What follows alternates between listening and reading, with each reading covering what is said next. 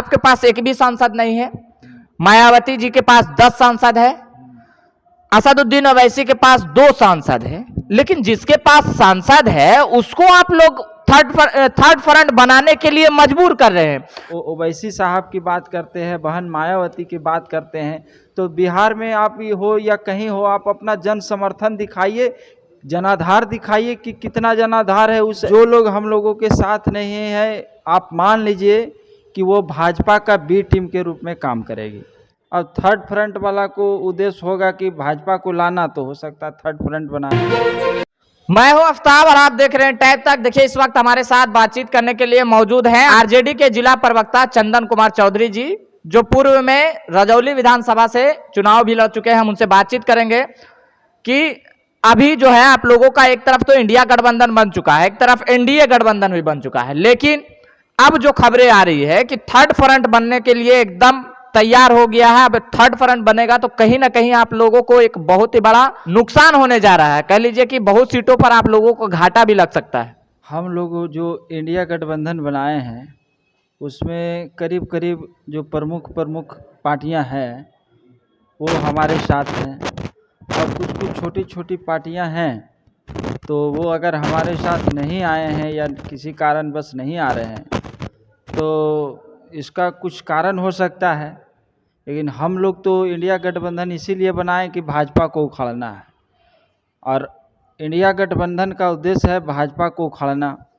अब third front वाला को उद्देश्य होगा कि भाजपा को लाना, तो हो सकता है थर्ड फ्रंट बनाए। नहीं, देखिए कौन कौन सी पार्टी हम आपको बता देते हैं। आप चूंकि दलित समाज से आते हैं तो बहन मायावती बसपा का एक बहुत ही बड़ा जनाधार है उत्तर प्रदेश में, कह लीजिए तो हर राज्य में कुछ ना कुछ पकड़ है बसपा का। असदुद्दीन ओवैसी की पार्टी जो तेलंगाना में पकड़ है, बिहार में, महाराष्ट्र में, उत्तर प्रदेश में, कई राज्यों में पकड़ है असदुद्दीन ओवैसी का। केसीआर के चंद्रशेखर राव की पार्टी आपको बता दें कि जो तेलंगाना के मुख्यमंत्री हैं वो भी इसमें शामिल हो रहे हैं। चंद्रशेखर रावण आप कह ले। अब बिहार की बात कर ले तो पप्पू यादव को भी इनवाइट नहीं मिला है, और न ही मुकेश सहनी को। तो ये सब मिल करके कहा जा रहा है कि थर्ड फ्रंट बनेगा, और कहीं ना कहीं आप लोगों को एक डैमेज देने की कोशिश हो रही है। नेताओं का नाम लिए हैं, अभी तो हम स्पष्ट तौर पर किसी पर हम निशाना नहीं साधेंगे, क्योंकि इंडिया गठबंधन में हो सकता है हमारे शीर्ष नेतृत्व का निर्णय हो, इनमें से कुछ लोगों को लिया भी जा सकता है, क्योंकि अभी समय है। लेकिन तीन बैठक आप लोगों का हो गया चंदन जी, 3 बैठक में एक भी बैठक में नहीं बुलाना, ना तो अगर नहीं भी होती है या होती है तो जो लोग हम लोगों के साथ नहीं है, आप मान लीजिए कि वो भाजपा का बी टीम के रूप में काम करेगी। नहीं, अब ऐसा आप कैसे कह सकते हैं? इसलिए हम कह रहे हैं कि हम लोगों को भाजपा को रोकना है, और भाजपा को रोकने के लिए हम लोग अपने स्तर से पूरे देश के जो पार्टियां हैं और नेताएं हैं सभी से हम लोगों ने तालमेल बनाने का प्रयास किया है। अब हो सकता है कि किसी को तालमेल हमसे नहीं बन पाया, तो उसके लिए तो हम जिम्मेवार नहीं हैं, इंडिया गठबंधन जिम्मेवार नहीं है। नहीं, तो अब सपोज मान लीजिए आप जिन व्यक्ति का नाम लिए हैं, जिन लीडर्स का नाम लिए हैं, अब उनके वोट प्रतिशत के हिसाब से ही उनको टिकट और सीट शेयरिंग का मामला आता है। अब वो अगर क्षमता से ज़्यादा सीट मांगेंगे तो इंडिया गठबंधन में हम लोग कहाँ से दे पाएंगे? नहीं दे पाएंगे। चंदन जी, एक बात, इस वजह से हमारे गठबंधन में नहीं शामिल हुए और नहीं आना चाह रहे हैं। तो नहीं आना चाह रहे तो कोई बात नहीं है, हम लोग ऐसे ही लड़ेंगे। हम लोगों के साथ में तमाम जो वर्ग के लोग हैं, जाति के लोग हैं, सभी जाति वर्ग के लोग तो हमारे पार्टी में हैं ही।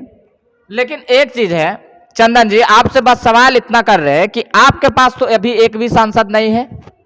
सांसद नहीं है, लेकिन इस बार हो जाएगा, वो बात की बात है। लेकिन आपके पास एक भी सांसद नहीं है। मायावती जी के पास 10 सांसद है, असदुद्दीन ओवैसी के पास 2 सांसद है, लेकिन जिसके पास सांसद है उसको आप लोग थर्ड फ्रंट बनाने के लिए मजबूर कर रहे हैं। चूंकि आप लोगों के फ्रंट से न्योता नहीं मिला है, तो इसलिए ने ये मुद्दा उठ रहा है। देखिए, सहमति नहीं बन रही है, आखिर इसका कुछ कारण तो होगा। शीर्ष नेतृत्व करता इस पर विशेष बता सकते हैं। हम लोगों को तो उतना ऊपर का लेवल का जो है वो आंकड़ा नहीं पता चलता है कि आखिर इन लोग गठबंधन में किस वजह से शामिल नहीं हुए। हो सकता है कुछ ऐसा हम लोगों को सूचना मिलेगा तो इसका हम लोग काउंटर जवाब आप लोगों को दे सकते हैं, लेकिन इतना ज़रूर हम जानते हैं कि इन लोग अपने सीट से ज़्यादा क्षमता जो है ज़्यादा वो सीट मांगते हैं, इस वजह से वो इंडिया गठबंधन के साथ नहीं आते हैं।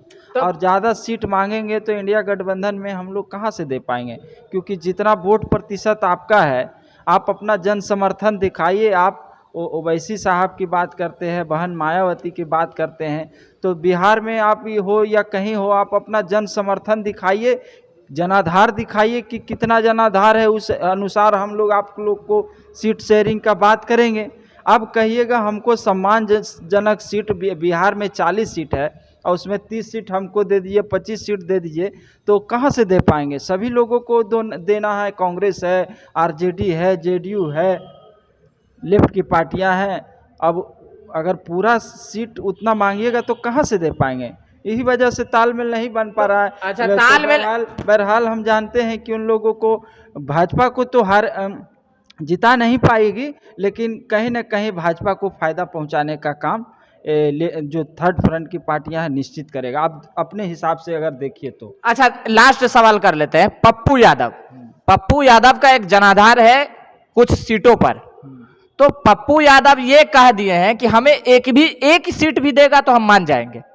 पप्पू यादव तो तेजस्वी यादव के पैर छूने के लिए तैयार है, लेकिन पप्पू यादव को क्यों नहीं शामिल किया? आपको शायद पता होना चाहिए, पप्पू यादव का कहते हैं जनाधार है। हम नवादा से रजौली विधानसभा से निर्दलीय चुनाव लड़े और पप्पू यादव हेलीकॉप्टर से आकर के प्रचार किए और हम मोटरसाइकिल से प्रचार किए, तो उससे ज्यादा वोट लाए। बताइए आप कितना जनाधार है। अब सोच सकते हैं। इस सीट पर हम बात नहीं करेंगे, आपका रजौली विधानसभा क्षेत्र पर बात नहीं करेंगे। उनका जो क्षेत्र जनाधार है, उनका जो क्षेत्र रहा है, पार्टी को अगर जो है आप विलय कर लीजिए, पार्टी को आप हमारे साथ में आइए, हम लोग उस अनुसार आपको जरूर देंगे। ऐसे तो हम इसका निर्णय नहीं ले सकते हैं, लेकिन उनको इंडिया गठबंधन को साथ देना चाहिए। उनकी पत्नी कांग्रेस में है, कांग्रेस की अच्छी लीडर हैं, तो उनको इंडिया गठबंधन के साथ आना चाहिए बगैर शर्त का। अगर वो वास्तविक में भाजपा को रोकना चाहते हैं और भारतीय जनता पार्टी को रोकना चाहते हैं, तब अभी गिला शिकवा भूल करके भारतीय जनता पार्टी को रोकने की पहल करना चाहिए।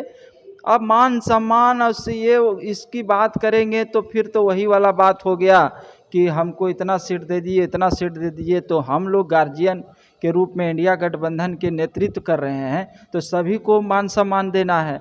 अब किसी को बेसी और किसी को कम तो नहीं देंगे।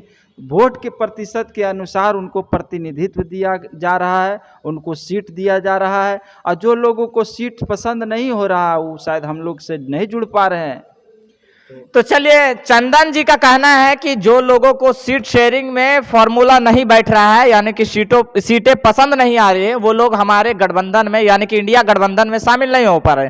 तो आप इनकी बातों से कहां तक सहमत है? अगर इस वीडियो को यूट्यूब चैनल पर देख रहे हैं तो हमारे चैनल को सब्सक्राइब कर लीजिएगा। अगर इस वीडियो को फेसबुक पेज पर देख रहे हैं तो हमारे पेज को फॉलो कर लीजिएगा। कमेंट में अपनी प्रतिक्रिया जरूर दें। मिलते हैं अगली वीडियो में, तब तक के लिए जय हिंद, जय भारत।